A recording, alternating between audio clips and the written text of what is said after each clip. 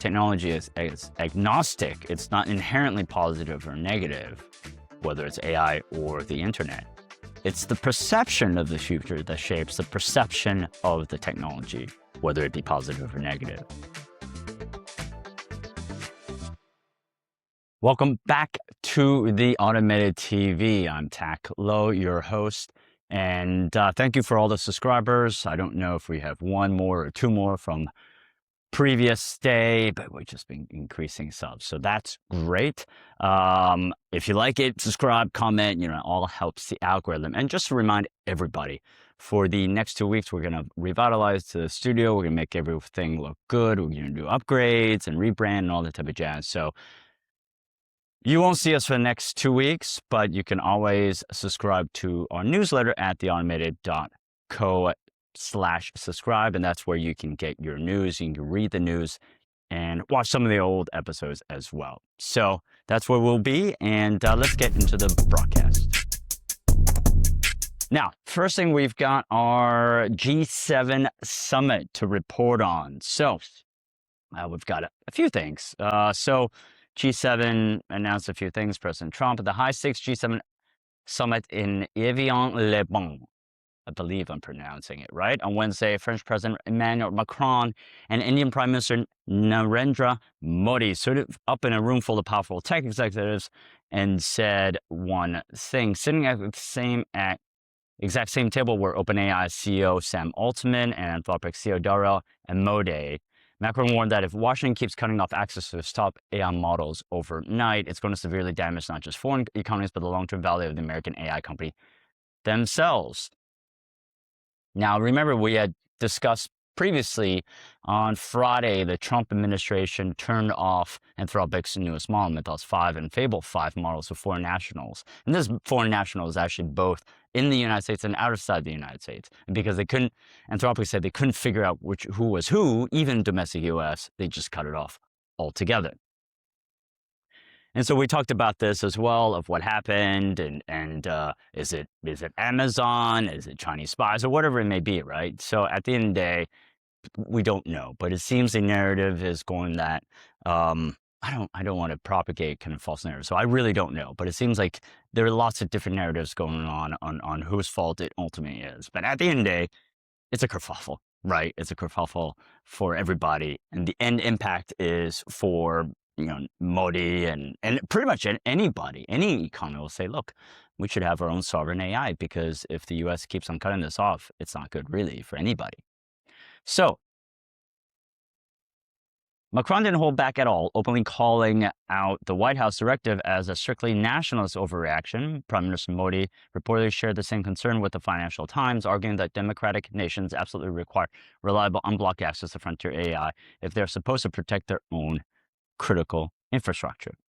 So U.S. Commerce Secretary Howard Lutnick had been frankly floating a brand new trusted partner scheme.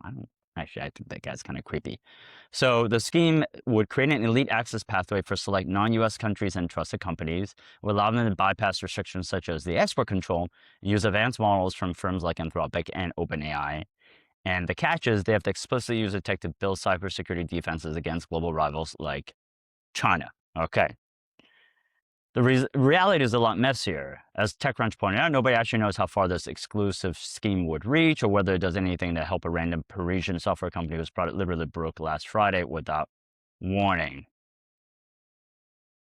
It's hard to enforce. This stuff is hard to enforce, right? Once the government starts wading into private company schemes, it's hard to enforce because the government isn't fast enough. It won't be fast enough. Trump might be, barely, but going to the next administration, no one's going to be able to handle this. Macron summed up the ultimate bottom line beautifully. Nobody's going to keep buying expensive U.S. access if the baseline rule is that it can just disappear like a light switch overnight. Yeah, basically that's it, and that's true.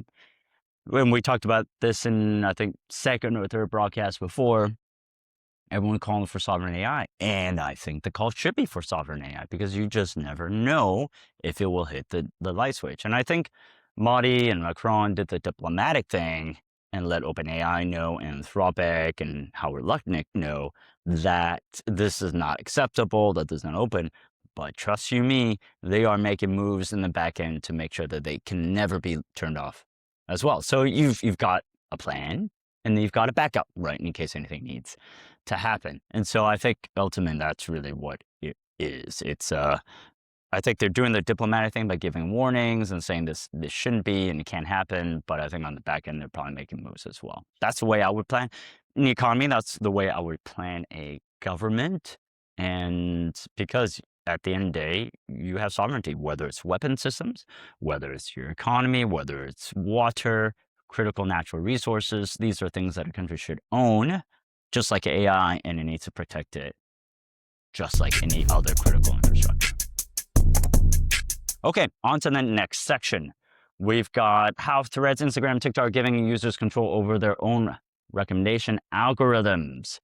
So, we talked a little bit about this before, right? Social media is all aghast now because the UK is now restricting social media as well to children's minors under 16. So, it's a lot of things happening in social media, which is probably a good thing, ultimately. Now, according to an incredible breakdown on TechCrunch by reporter Aisha Malik, I think it must be Malik. Malik used to be a blogger. He wrote a blog post. I forgot the name of that. Jeez. And this must be his daughter. The holy trinity of apps, Threads, Instagram, and TikTok are aggressively rolling out tools and AI-powered features that let you directly tell the algorithm exactly what you want to see. So on June 16, 2026, right as the platform hit a mind-blowing milestone, 500 million monthly active users, Threads officially launched a brilliant new feature called Your Algo. So this is a glow up or upgrade from the earlier tool, Dear Algo, where you literally had to make a public post saying something like, Dear Algo, please stop showing me, I don't know, for example, sad news, and then it starts doing that. So Threads new setup, you can privately whisper your content preferences straight to the machine, so you don't actually have to make a public post and say, well, yeah, please stop it, or I don't want to see busty ladies. Okay, that's a bit embarrassing, right, to say on the camera. It lets you set a literal expiration timer on your moods, choosing whether your topic preference lasts for 1, 2, 3, or 7 days, and completely saves you from the embarrassment of your friends seeing your algorithm taming posts. That's what I mean. I want to see busty ladies. Or I don't want to see busty ladies. Actually, frankly, if it says I want to see busty ladies, yeah, that would be even worse. I may actually put a post that says that. I don't want to, please, YouTube or Instagram, I do not want to see busty ladies. That would be hilarious. Okay. Not to be outdone by the sibling app, well, speak of the devil, Instagram also quietly expanded its Your Own Algorithm tool in early June 2026. Instead of just limiting your controls to Reels, Meta opened the floodgates to cover your main feed and your Explore page as well. You can now open your settings, see the exact list of weird topics Instagram thinks you love. For example, the busty ladies, and manually correct it like a disappointed parent it deserves. Great, and you can uncheck the busty ladies as an example.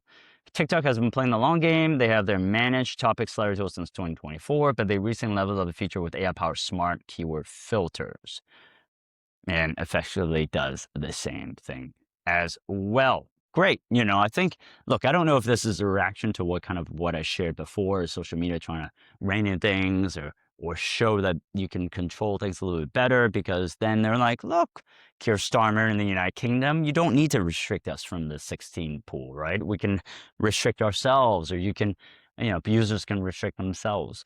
Look, maybe it's a little bit too late, but at the end of the day, maybe they're trying to do this so that it won't prevent further, restrictions. Who knows, right? But at the end of the day, governments need to step up. That's what Keir did. I don't know if 16 is the right age. I don't know. I actually haven't looked in the issue deep enough, right? My kids are restricted from their social media. We've got different controls and different ways to do it in the household. I believe it's an individual decision. However, not all families believe in the same thing, and they may need a bit of a kick up their butt to get something going, right? And so the government steps in. Ultimately, maybe that's a bit too much, but the government should step in a little bit, because that way they can force the companies, which are way too big and way too powerful, to do something about it. And maybe we'll find a happy equilibrium out of that. Okay, on to the next section. I think we've got the AI block today. So we've got ChatGPT now has a hub for scheduled tasks. Engadget article, now you can schedule prompts in ChatGPT. Ooh, this is kind of juicy. So, rolling update that better highlights ChatGPT ability to do that. So I suppose you could actually were able to do that before anyway, but it just seems like it's better positioned and better, positioned within the interface for you to do that. And the next time you'll open ChatGPT sidebar, you'll see a shortcut to a new schedule page that gives you a place to see any active tasks that you might have assigned to ChatGPT, including when they're set to run. You can pause, edit, and delete any upcoming requests. Okay, you can set up monitoring tasks and then search a web, and then from there you can actually schedule things. Schedule tasks for Plus Pro business and enterprise customers. No word yet on when the free tier might get access. Cool. You can schedule tasks and make things a little bit easier. I don't think I schedule anything really in the future, but I can see if you're kind of doing something intensive, you want to do some recurring thing, like getting data from somewhere, this might be useful and helpful. Okay, next one, how to turn off AI in your Google Docs. So this is a TechCrunch article. Amanda Sieberling. Let's see. Open it up. Okay, so how do you do this? Oh man, it's pretty extensive. Click Gemini in the top menu bar above your document. On the drop-down menu, select bottom bar preferences. And then from there, you can turn off. Jeez. Yeah, that's right. It's actually not obvious. It doesn't say like turn off Gemini or something, which you would think that's what it is. Jeez. And then you can do this for Gmail as well. Navigate to your Gmail inbox, find the gear icon for settings and click it. See all settings. And then from there, halfway down the page on Google Workspace Smart Features, click Manage Workspace Smart Feature Settings. And then there's two options, one that lets you toggle off smart features in Google Workspace and toggle off the first version. And from there, you can do it. Jeez. So Google does not make it easy for you to do this, right? So it wants to force you to use Gemini. Sneaky, sneaky, Google. Sneaky, sneaky. But yes, take a look. If you want to turn it off, definitely do so there. Yeah, you might want to rewind this and look it over again, or take a look at our newsletter and look at the actual article. Okay, Anthropic becomes first AI startup to join the Frontier Carbon Removal Coalition. Interesting. All right, TechCrunch article. What do they want to do? They join a Frontier. The Carbon Removal Collective contributing to a new $950 million tranche of funding and marking its arrival as the first AI startup to join the group. The new funding nearly doubles pledges to Frontier, bring the total to $1.8 billion. And so what does this funding do? The new funding will help bolster Frontier's position in the carbon removal industry, but more notable are Anthropic's pledges. Right. Okay, all right. Carbon removal credits, like the kind supported by Frontier, lets companies continue to emit some pollution, but then the credit can be subtracted from the carbon footprint. Okay, all right. So, I think there was this whole, anti-woke saying, getting carbon credits out and it doesn't make any sense and that type of thing. So I don't know if, Anthropic is doing this because it cares or because it's better marketing, but it's good that they're starting to do something like this, because I do think, look, carbon energy and climate change is real. It impacts people and impacts the environment. It's obvious for everyone to see. And so doing something about it is probably a good thing, ultimately. So hats off to you, Anthropic. All right. Only 16% of Americans think AI will have a positive impact on society, a new study shows. TechCrunch article. Pew Research. I think I covered something like this before. 16% thinks that it would positive. AI's impact will be positive in the next 20 years, while around 40% says it will have a negative impact. 2/3 of Americans think that AI's development is also occurring too quickly. Vast number of people are using ChatGPT. 44% are using ChatGPT, 24%, 24% Gemini, followed by Copilot 17% and Meta AI 14%, Grok at 8%, Claude at 6%, and Character.ai at 3%. Very interesting as well. So I think the numbers accord to what we were discussing yesterday on the percentages of uses of market share. It sounds like in terms of Americans, trusting AI, it's pretty funny because I've seen academic research that compares and contrasts, and this is kind of a cultural psychology piece. The perception of AI is very similar to this, and actually Asians, and I believe they used the Chinese to see whether they viewed it positively or negatively. And actually, it flipped the other end. So it's like 20% are negative. It turns out 20% sorry, 20% are positive. In China, it's like 20% are negative. And so overwhelmingly, people are actually loving AI, which I think is pretty astounding. And so my conclusion for that was that really depends on, I think, the advent of technology. Let me make a few assumptions. One is AI is technology, very much like the internet that came around, consumer technology. I was around when the internet started coming up. And so we were optimistic in the United States because, it was an optimistic time. And so if the corollary is that technology is agnostic, it's not inherently positive or negative, whether it's AI or the internet. It's the perception of the future that shapes the perception of the technology, whether it be positive or negative.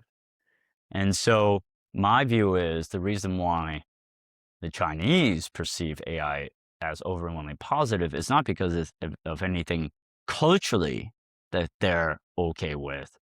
It's not because of they like their particular companies, but because they have better hope for the future. That's how I view it.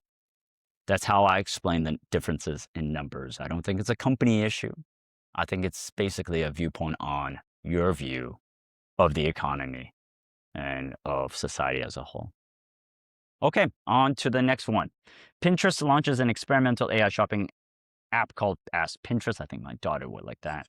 So TechCrunch article, Wednesday announced a new experimental app called Ask Pinterest that will allow the company to explore a more conversational approach to shopping and product discovery that could eventually find its way to the main Pinterest app. So, yeah, basically, I think you can just pin anything, you can talk to them, and then tell it to pin itself. I guess you're training its model to better do it. And then it also shows what people are more, rather than pinning, so different behavior, even though its users probably are used to the behavior. But by giving them a different way to behave and perhaps attracting new users as well. So, okay, everyone's going down the AI path. I'm not a big Pinterest user, so I'd love to kind of know in the comment section below, anyone that's a heavy Pinterest user, please let us know what you think about this particular feature, if you have access to it. Next article, Engadget, Anthropic's design assistant now works better with its coding agent. So I guess everything is better designed. To start, Cloud Design can now begin working from a local code base, meaning any assets it generates will contain elements that already exist in your front-facing products. From there, the app can hand off design to Cloud Code, allowing the coding agent to program an interface without the need to start from scratch. So right, so it just seems like it's better programming, better usage, better, you see what you get type of thing, perhaps? Yeah, I think so. So I think Claude is just trying to make things easier and more user-friendly, which is great because perhaps it's skewing towards like the non-programming or coding developers or users, and now it's trying to attract a different base. But perhaps that's kind of what the action is suggesting. Okay, next article. After unveiling ridiculously expensive AR glasses, Snap stock takes a dive. I think I mentioned this 2 broadcasts ago. Snap was debuting its glasses, $2,500. And yeah, now basically they are saying the market has responded saying, no, $2,500 is a bit too much. And so therefore the stock took a dive. It's dropped 30% over the past year. And because of this, it sank in further 5% because of the glasses. Yeah. So they're saying it's not a glasses. The way to think about it, quote unquote, is Specs is a computer And so they're comparatively priced to other high-end computers or high-end laptops. Right. So that's why it justifies the $2,500. But obviously, that's not resonating with its base. Its base are teenagers who don't have that, money, and they already have a phone, they already have a computer, they don't need another one. So therefore, it's a dud. A dud. Yeah, let me know. Were we in line to get a Snap computer? And what do you think about it?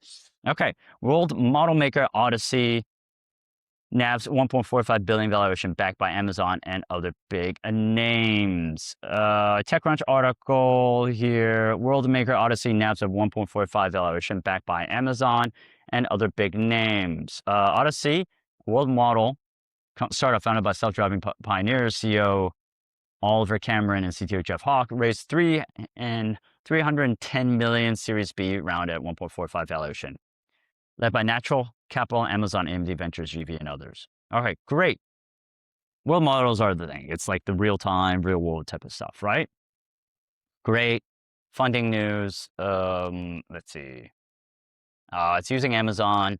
It's not preferred. Amazon is its preferred cloud provider. Optimizes models to run AWS Trainium chips. Okay, congratulations to you, Odyssey. Love to maybe interview you at some point. Okay, on to the next section. We should have our tools, trending tools. We've got 4 for you today. We've got for SOTA voice interpretation, Gemini 2.5 Live Translate is Google's newly released audio-to-audio translation model running natively inside Translate and Me, built on a stateful WebSocket streaming architecture across 70 languages. It processes raw studio audios continuously rather than turn by turn. For borderless code repos, we've got GIM 5.2 is Zai's massive 744B mixture of experts coding model, fully open source under the MIT license. For pre-campaign contact hygiene, Lead AI is a free utility-first list cleaning tool built by the WA Desk team. And for persona interaction sandbox, Shumble is a specialized interactive fiction and conversational roleplay portal. Wow, these are like pretty technical stuff. I wouldn't know much about it. I've never interacted with these before. So if you've played around with these, please let us know and let us know what you prefer and what you like, or whether you found alternatives to them. Okay, on to the next and final section, AI work of the day, the ultimate prompt for viral X Twitter style pose. We still call it Twitter, even though it's X, because I guess it's just ingrained in all of us to say Twitter. I was going to say X. All right. So basically, this prompt helps you write viral meme-worthy tweets that are perfect for growing your account, adding humor to your account strategy, or just winning the timeline for the day. Choose a strong topic, clarify the humor style, identify your target audience, suggest preferred formats, limit the number of tweets, request a specific number, like 5 or 10, to keep the quality high, and test the timing. And then you start tweeting. Look, I'm not a big tweeter anymore. It used to be. I had an account, grew up to, I don't know, 16,000, 20,000, something like that. And then Elon bought it, and I was just like, I'm done with this. And so I've got an account right now. It was hacked, and yeah, that's right. It was hacked. And then I tried to recover it, couldn't recover it. And I was like, screw it. This is during COVID. I never looked back. Oh yeah, because then the crypto guys started going in, and I just hated it. It was just terrible.